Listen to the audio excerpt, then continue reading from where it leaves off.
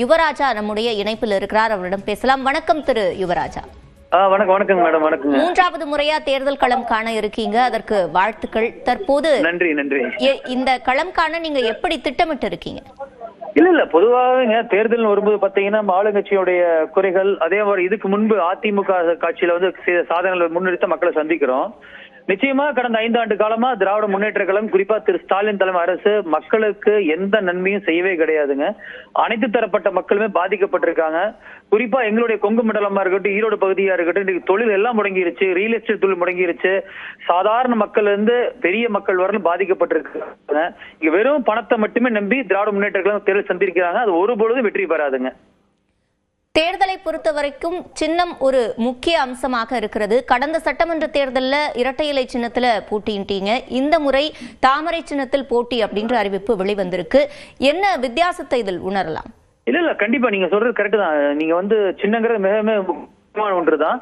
அதே வேளையில பாத்தீங்கன்னா நீங்க வந்து இன்றைக்கு தாமரை சின்னமும் இன்றைக்கு இளைஞர்கள் மத்தியில அடித்தட்டு வந்து ரீச் ஆயிருக்கு. இன்றைக்கு இப்ப பிரதமர் மோடி அவருடைய திட்டத்தினால, தமிழகத்தில் உள்ள பாஜக தலைவரோட உழைப்பினால வந்து எல்லா பக்கம் போயிருக்கு.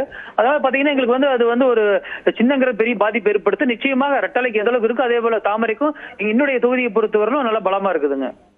இந்த சின்னத்தை பொறுத்த வரைக்கும் உங்களுடைய கட்சியிலேயே அதற்கு எதிர்ப்பெழுந்து 2 பேர் ராஜினாமா செய்திருக்கிறார்கள். அதை எப்படி பாக்குறீங்க? இல்லைங்க, நீங்க ஒரு கட்சினா ஜனநாயக கட்சியில வந்து சில பேர் சில கருத்துக்கள் இருக்கும், மாற்று கருத்து இருக்கும். அதன் அடிப்படையில வந்து அந்த முடிவு அவங்க எடுத்திருக்கிறாங்க. எங்களை பொறுத்தவரையிலும் எங்களை வேட்பாளராக களத்துக்கு போகும்போது நிச்சயமாக எங்களுடைய கூட்டணி பலமான கூட்டணியா இருக்கும். தாமரை சின்னத்தை வந்து அனைத்து மூலை முடுக்களும் கொண்டு போய் சேர்க்கக்கூடிய கடமை நாங்க ஈடுபடுவோங்க. ஒருவேளை மேடம் ஒரு விஷயத்தை நான் சொல்ல வர்றேன்.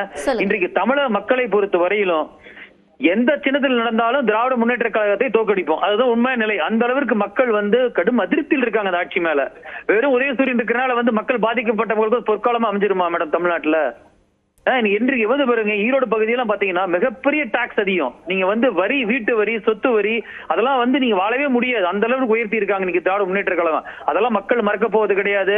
விவசாயிகள் மிகப்பெரிய துரோகத்தை இந்த அரசு இழைத்திருக்கு. இதையெல்லாம் மக்கள் வந்து ஏற்கனவே 5 ஆண்டு காலம் பாதிக்கப்பட்டு வந்திருக்காங்க. இதற்கெல்லாம் வந்து சிம்பிள்ங்கிறது இந்த தேர்தலில் மிக முக்கியமே கிடையாது. மக்கள் பிரச்சனை தான் மிக முக்கியம். ஒரு மாற்றத்திற்காக எடப்பாடி அவர்களுக்கு இந்த முறை மக்கள் வாக்களிப்பாங்க. அதனால நாங்க தைரியமா மக்களை சந்திக்கிறோம். இப்போ 4 முனை போட்டியாகத்தான் தற்போது வரைக்கும் தேர்தல் களம் இருக்கிறது. அந்த வகையில வெற்றி வாய்ப்புகள் குறித்து என்ன நினைக்கிறீங்க? இல்லைங்க, நீங்க அதிமுகன்னு பாத்தீங்கன்னா இந்த பகுதியை பொறுத்தவரையிலும் அதிமுகன்னு பாத்தீங்கன்னா ட்ரெடிஷனலா ஓட் பேங்க் இருக்குதுங்க. அதே போல பாரதிய ஜனதா கட்சியை பொறுத்தவரை இளைஞர்கள் மத்தியில மிகப்பெரிய நம்பிக்கை ஏற்படுத்தி இன்றைக்கு வந்து இளைஞர்கள் நிறைய பேர் இந்த பகுதியில் இருக்காங்க.